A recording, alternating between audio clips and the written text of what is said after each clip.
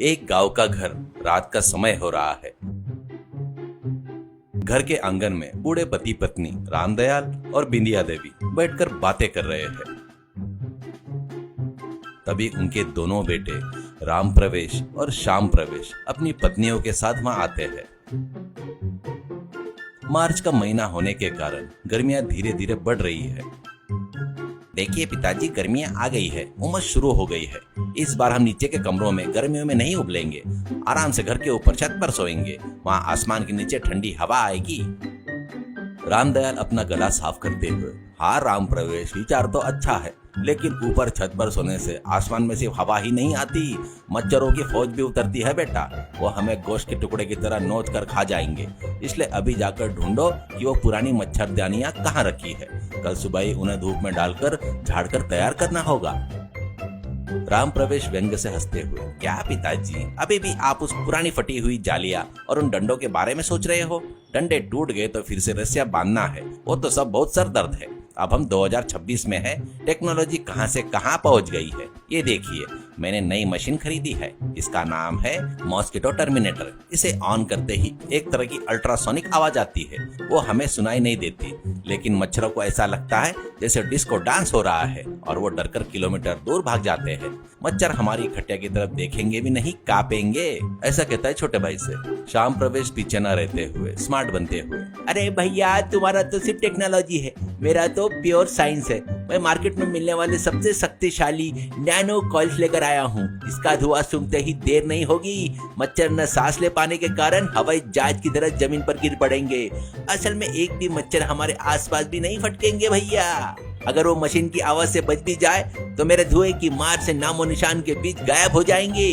रामदयाल शक की नजर से दोनों की तरफ देखते हुए, अरे लड़को, वो पुरानी मच्छरदानी तो कम से कम हमें आंखें से दिखाई देती है। वो एक रक्षा कवच की तरह मच्छरों को अंदर आने से रोकती है बेटा। तुम्हारी आवाजें और धुआं उन मच्छरों को समझ में नहीं आएंगे। वो बिहार के मच्छर है बेटा, यहाँ की हवा पीकर पले बड़े हैं, बहुत ढीठ होते हैं। भूख लगी तो शेरों से भी भयानक हमला करते हैं वो।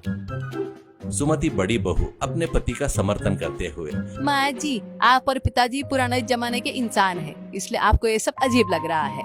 अब शहर में कोई मच्छरदानी का इस्तेमाल नहीं कर रहा है, सब लोग ऐसे ही मशीनें इस्तेमाल करते हैं। चारों तरफ जाल बांधकर जेल की कोठरी में पड़े रहने की तरह क्यों सोना? आप देखिए, आज रात हम कितनी आराम से नींद पूरी करेंगे।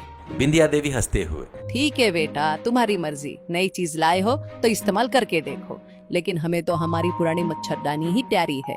ऊपर खाट बिछाओ, रात को देखते हैं किसकी अक्ल कैसे काम करती है। सुबह होते तक किसका चेहरा कैसे दिखता है, तभी पता चलेगा।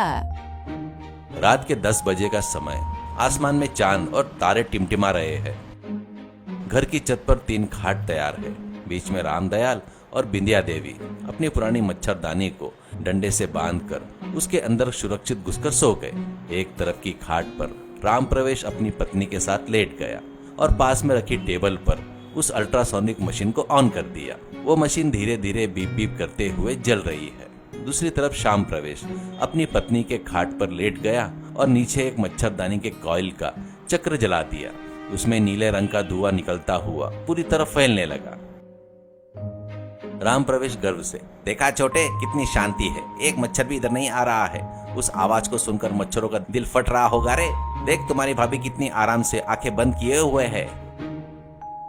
राम प्रवेश चुटकी बजाते हुए, हाँ भैया, मेरा धुआं भी कुछ कम नहीं है। अब देखो, सारे मच्छर आहुति में गिरने वाले कीड़े की तरह नीचे गिर जाएंगे। हवा में धुआं ऐसे उड़ रहा हो, आहा कितना अच्छा लग रहा है। आधी रात होते होते स्थिति पूरी तरह बदल गई। हवा कम होना और उमस बढ़ने से छत पर मौजूदा मच्छरों की फौज ने अचानक हमला कर दिया। राम प्रवेश की मशीन के पास मच्छरों के झुंड आकर ओम ह्रीम जैसे मंत्रों की तरह भिनभिनाने लगे। श्याम प्रवेश के जलाए हुए कॉइल का धुआं सिर्फ उनकी आंखों में आंसू ला रहे हैं, लेकिन मच्छरों को परफ्यूम जैसा लग रहा है। राम प्रवेश नींद में ही अपनी नाक पर जोर से मारते हुए, उफ, ये क्या है? ये मच्छर मेरे कानों के पास आकर कोई सीक्रेट बताने की तरह चिल्ला रहे हैं। क्या मशीन ठीक से काम नहीं कर रहा है? ये मच्छर उस अल्ट्रासोनिक आवाज के रिदम पर ताल मिलकर मुझे काट रहे हैं। उफ, मार डाला रे बाबा।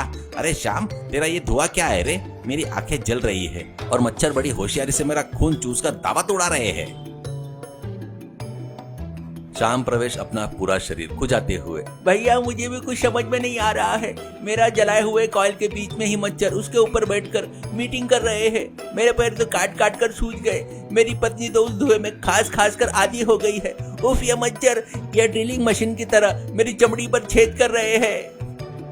सीता छोटी बहू चिढ़ते हुए बैठ गई। अरे सुनते हो, आपका लाया हुआ साइंस कुत्ते के फाड़े हुए पत्तल जैसा हो गया है। मेरा पूरा चेहरा मच्छरों के काटने से सूजकर फटफोड़े पक्षी के चोंच मारने की तरह लाल हो गया है। कल सुबह मैं किसी को मुंह नहीं दिखा पाऊंगी। वो मशीन उठाकर उधर फेंको। उस धुएं की वजह से मुझे सांस नहीं आ रही है, लेकिन मच्छर तो फुल एक्टिव हो गए। राम प्रवेश निराश होकर, मेरी टेक्नोलॉजी का भी वही हाल है। इन मच्छरों के लिए टेक्नोलॉजी का मतलब कोई इज्जत नहीं है। अरे शाम, उस कॉइल को बुझा दे। आग से पानी बह रहा है और हम रो रहे हैं या मच्छर के काटने से तड़प रहे हैं। आसपास वाले को कुछ समझ में नहीं आ रहा है। अल्ट्रासोनिक मशीन मतलब मच्छरों को सुनाई देने के लिए हेडफोन्स लगाकर आने जैसा लग रहा है। सुबह के 4 बज गए। दोनों बेटे और उनकी पत्नियां नींद न आने के कारण पूरा शरीर खुजाते हुए, हाथों से मच्छरों को मारते हुए पागलों की तरह दिख रहे हैं। एक एक के चेहरे पर लाल रंग के बड़े बड़े धब्बे पड़े हुए हैं। उसी समय रामदयाल और बिंदिया देवी आराम से खर्राटे लेकर सोकर उठे और मच्छरदानी से बाहर आए। उनके चेहरे बहुत तरोताजा लग रहे हैं। बिंदिया देवी आश्चर्य का नाटक करते हुए, क्या बात है बच्चों, तुम्हारी टेक्नोलॉजी साइंस की स्थिति क्या है? सुबह होते ही तुम्हारे चेहरे से लाल क्यों हो गए? क्या तुम्हारी मशीन पर मच्छरों ने कोई युद्ध की घोषणा कर दी, या रात भर से तुम सब लोग कबड्डी खेल रहे हो? ऐसा कहती है। तभी छोटी बहू, माँ जी, वो साइंस नहीं, हमारी जान लेने वाली दवा है। रात भर एक पल के लिए भी नींद नहीं आई। मच्छर हम पर कबड्डी नहीं, सीधे सर्कस कर रहे थे। उस धुएं से हमारे गले की आवाज ही चली गई, लेकिन एक मच्छर भी नहीं मरा। रामदयाल जोर से हंसते हुए, देखा बच्चों, तुम लोगों ने जिन पुरानी चीजों को बेकार समझकर फेंक दिया था, उसी ने हमें रात भर बचाया है।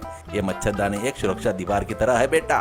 ये अंदर किसी भी कीड़े को नहीं आने देती। तुमने जो मशीनें और दवाई इस्तेमाल की है वो हमारी सेहत खराब करती है, लेकिन इन चालाक मच्छरों का कुछ नहीं बिगाड़ सकती। ये सारी टेक्नोलॉजी मार्केट का माया जाल है बेटा। हमारे अनुभव के आगे टिक नहीं सकती। प्रकृति को जीतना इतना आसान नहीं है। राम प्रवेश अपनी गलती मानते हुए, सच कह रहे हो पिताजी, हम ही पागल है। नया और स्टाइल है सोचकर न जाने क्या क्या खरीद कर लाए। बिना वजह की मुसीबत मोल ली। उस मशीनों की आवाज से मेरा दिमाग खराब हो गया, लेकिन मच्छरों का कुछ नहीं बिगड़ा।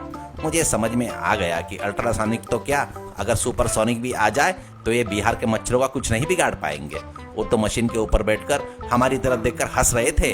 शाम प्रवेश गला बैठने के कारण भारी आवाज में, हाँ भैया, मेरे कॉइल के धुएं में तो मच्छर नहीं मरे, लेकिन मेरी आवाज जरूर चली गई। मैं जाकर अभी कॉइल को डस्टबिन में फेंक देता हूँ। अब से साइंस टेक्नोलॉजी सब एक तरफ रखकर कल सुबह ही हम नई मच्छरदानी खरीदेंगे। पुराना ही हमारी जान है। राम प्रवेश और शाम प्रवेश ने अपनी गलती मान ली और उसी दिन बाजार जाकर हवादार और मजबूत मच्छरदानियां खरीद लाए। उस रात से सभी लोग छत पर अपनी मच्छरदानी लगाकर ठंडी हवा में आराम से शांति से सोए। वो मशीन और कॉइल्स कबाड़ में चले गए। सीख, पुराने तरीके हमेशा भरोसेमंद होते हैं। सिर्फ आधुनिकता के कारण किए गए प्रयोग अनुभव से भरे तरीके के आगे काम नहीं करते। आधुनिक टेक्नोलॉजी से ज्यादा प्राकृतिक सुरक्षा ही बेहतर है।